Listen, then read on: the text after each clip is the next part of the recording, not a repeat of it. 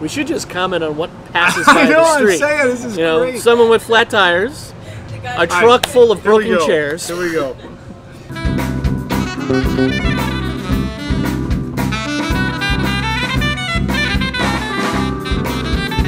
Hey everybody, it's Mike Jeffers, ChicagoJazz.com, and welcome to Talking Jazz, episode 104. Check us out on Instagram, by the way, because we are doing a lot of Instagramming. Anyways, I digress. I am here with saxophonist Shawn Maxwell. We are outside at Johnny O's, still in the same location, but we took it outside because it is so beautiful out. Shawn, isn't it nice to enjoy a nice warm Goose Island green line here with a couple Nothing of hot like dogs? a warm green line to start your day. Well, it's a balmy 93 degrees and 150,000% humidity. But and it was overcast until a minute before we started this, and now I'm staring right into the sun, but just try to keep my eyes open. That's because we plan all this out ahead of time. All right, Shawn, you've got a new recording out. You're going to be at the Jazz Showcase July 26th through the 29th. Which is going to be like a CD release show, I believe. It's our big feature there. We're having the whole band in and with a lot of special guests. I believe on Thursday we have Corey Wilkes.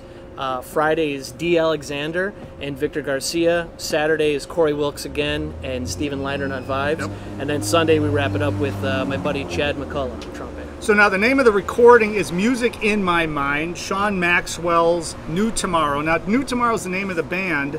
How did you come up with the name, New Tomorrow?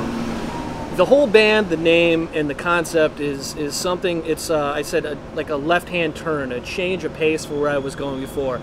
It's embracing more of the nonsense that's in my mind. Thus, even the music in my mind titled the new CD. Instead of trying to pigeonhole myself into thinking, we're gonna swing, we're gonna do this, and kind of fit into the lines where I think people want us to be. I'm rolling in different genres and different inspirations. Even though I'm a huge jazz fan and jazz musician, I listen to more than jazz. I grew up in the 80s and 90s on, rock and gangster rap and all kinds of stuff like that. There's no gangster rap in here. Well, forget it then. Who cares? But there's elements of all that together, and it's what I said, a new tomorrow, kind of in my vision, like a new version of jazz for 2018. And no disrespect to all the jazz that's come before us, but the best jazz is always, in my opinion, deeply rooted in what's going on in society around you going on today. Well, jazz is always moving forward, and my whole contention has always been that, as the players get a little younger, that was awesome. So it's always been my contention that as the players get a little younger, they're going to be influenced by the music that they were growing up listening to. Obviously, they get into jazz. You got into jazz, but you also were involved with a lot of other music, just like myself. Now, all of this stuff is combined into this, but I think it's kind of the natural flow of jazz, too. I mean, the natural flow of music, right? I mean, yeah. Everything kind of gets mixed together and has to organically grow out. And you've been writing a lot of music for a very long time, so you've gone through a lot of different facets where you had a 10, 12-piece group at one point, and then you shrunk it back down and kind of got back down to basics here. Hard to tour with a 12-piece. So this new one, is this the second album that you guys have put out? This is the second album with this incarnation of this band, the New Tomorrow. And even this, the second album, it's the best way I can describe it is we're more comfortable in our own skin, especially myself. Just, again, not worrying about, well, I need to do this or I need to do that. Just kind of writing what's in my mind and throwing it out there and hoping it sticks. And I think it does. Well, now you're starting to travel, too. So in the past, you and I first met, I think, with your first recording. What is this, number 6, 7, 8 now? This is 8. Wow, 8. I think we met. I think it was your first or second, wasn't it? Yeah. What year is it now? 2018? Yeah. So it's like 13 years ago. Yeah. I'm getting old, man. You sure are. This is your 8th recording. How has your writing changed since the beginning, like conceptualizing stuff, to now? Are you planning it out more? Are you taking more time to write specific things, or is it just organically grown and it's just continuously keeps going the way it's always gone? Well, it's a great and a very difficult that's why I gave it to you. I guess my answer to all that is yes. Yeah, right. Well, it just, what I think, just like with playing and any of the instruments I play, over the years I practice and playing and just getting the experience. Certain things seem to happen naturally. You don't have to think about it as much and just organically happen. Yet there's other things that are very planned out. So yeah, it's maybe a bad answer, but yes to all of those. But really, everything just overall, everything is more natural, if that makes sense. So now, where did you go to college for music? I went to Millikan University in Decatur, Illinois. Yes, the metropolis, Decatur, Illinois. Actually, there's been a lot of players that have come out of Millikan, right? There are a lot of great guys. It's maybe they call it the soy capital of the world. You wake up and certain mornings you just smell that smell. It's the first time you smell it, you think you're having a heart attack or something. You're like, oh man, I shouldn't have gone to that fraternity party last night. What happened? But no, there's been some killing players that come out of that. Yeah, and so you just came directly up to Chicago and you started playing. Now we were talking before off camera. You were on cruise ships. You've done a lot of playing outside of Chicago too, I think, right? Done a ton of traveling. For a couple of years, I did cruise ships, and then bounced around, London and Portugal and Sweden, trying to do the playing over there for a while until I finally bounced back here and ended up back in Chicago, not too far from here on Low and 35th. It's right there. Yeah, it's been a while since I've been in the old neighborhood. I did for about a year and a half or so, and it was great. Yeah. Walk to White Sox games. Yeah, I know, it's pretty awesome actually.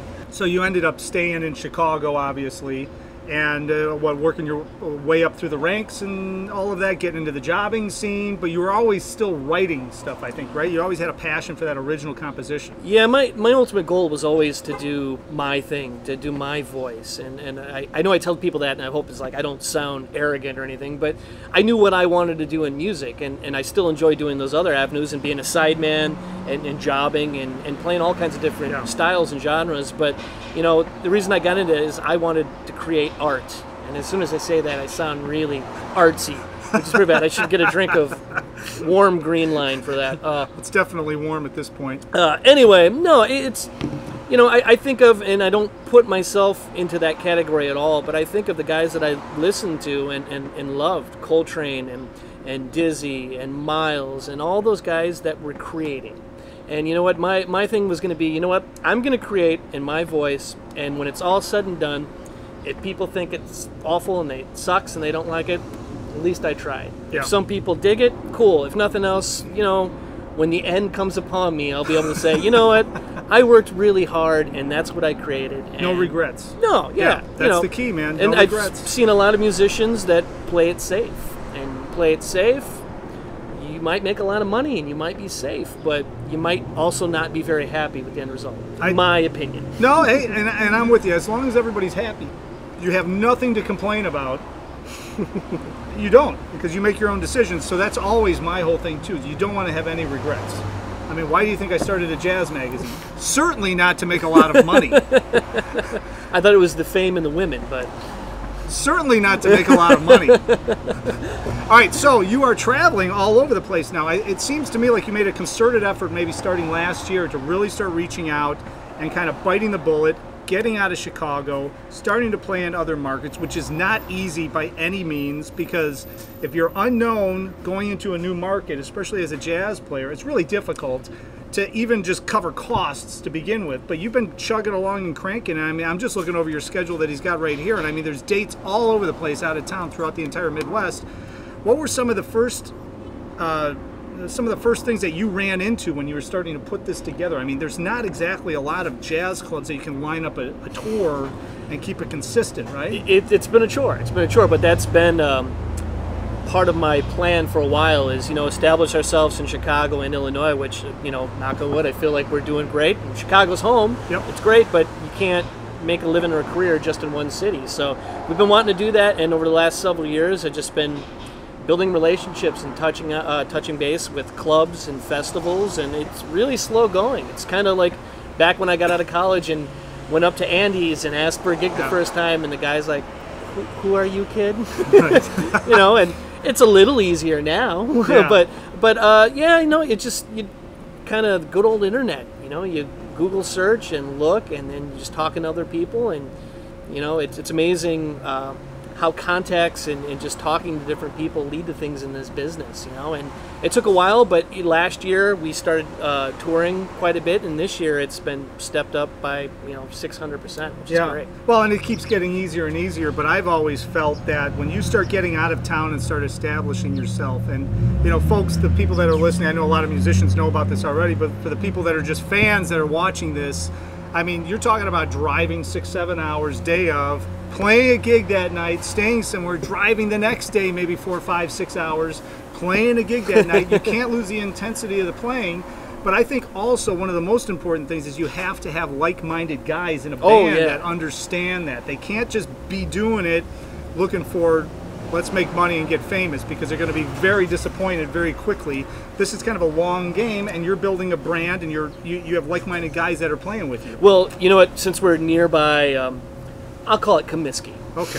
Will I get in trouble Sox for that? Park or Comiskey? Yeah, there's nothing else. Less Guaranteed Rate is sponsoring this show. You can call it anything you want. I'm gonna need 3 more of those. Anyway, since we're nearby, I compare the music business to a baseball season. 162 games. It's definitely a marathon, not a sprint.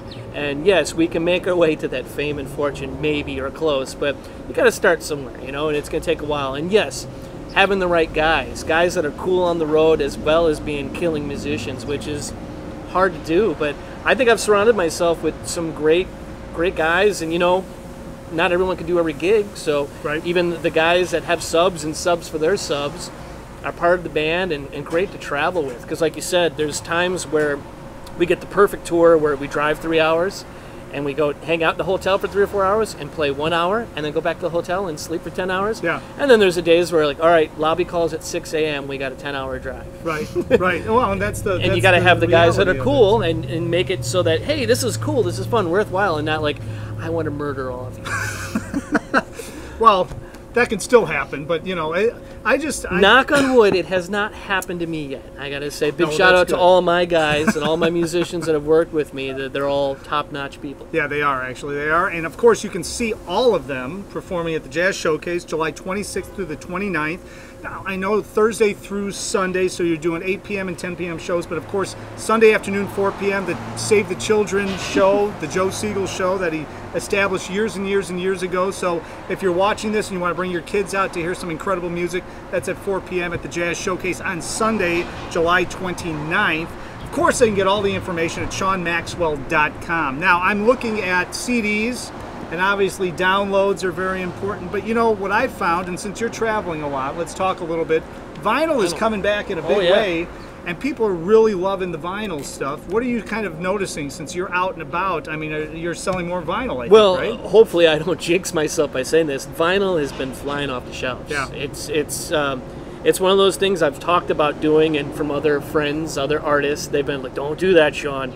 It's too expensive. You'll be sitting on them. And I've shied away from it the last few albums, and this time I was like, you know what? I'm going to pull the trigger. And, again, hopefully I didn't just shoot myself in the foot. We've been doing well with it. And, I think it sounds great, too. The guys that did the mastering for that and our engineer, Mr. Nick Eipers, they've set it all up, so it's cool. Yeah. And maybe I'll sound dorky to say this, but I'll be honest. To me, it's kind of hip. I remember growing up in the 80s and my dad listened to the vinyls and stuff like that, and then they disappeared. So to have my own vinyl is just, it's cool. Well, you know what I find too with the vinyl is, as opposed to a CD, I would rather have digital downloads instead of a CD these days. But the vinyl, I love the vinyl because first of all, it sounds different than the digital. It's a deeper sound, I think. Yeah. But also, it's really way cooler for you to sign a vinyl album. Get an autographed vinyl album. I mean, come on. I have a little more room to make those curls. Yeah, you can write a paragraph to the person. Thank you so much for coming. Hope your kids are doing well. No, you're putting like work ahead of me, man. Oh, sorry. Dearest Betsy.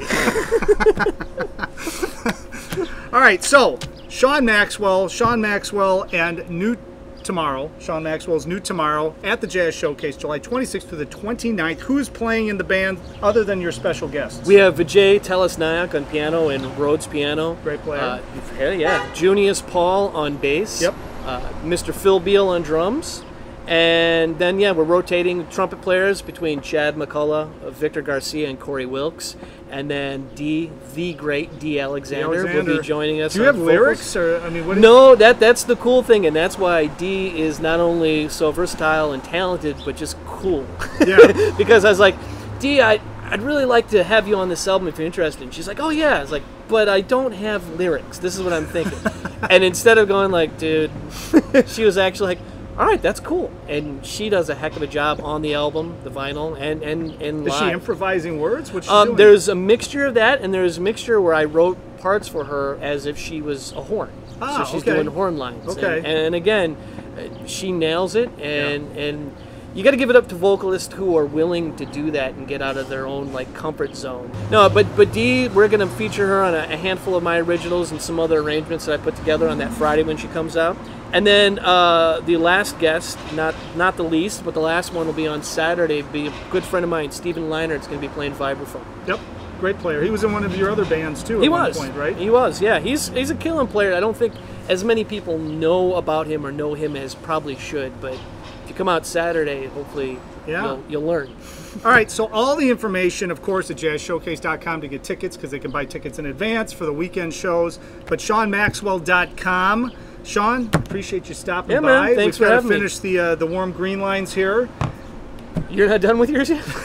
All right, Shawn, thanks so much for stopping by. Johnny, this is the first experiment of talking jazz outside. I think we're onto something here. Yeah, except for those motorcycles, we're great. I don't think they can hear them. Okay, then we're great. I hope we're great. I'll let you know during editing. All right, so, and of course, thank you for watching. Check us out on Snapchat. Check us out on Instagram, Facebook. We're dropping stuff all the time. All the information you need, ChicagoJazz.com. And, of course, our brand new monthly digital Chicago Jazz magazine at ChicagoJazz.com. Hopefully, you have a great week. He sees you on the weekend, and if he doesn't see you somewhere, and I don't see you somewhere, hopefully at some point, we will both see you somewhere out on the scene.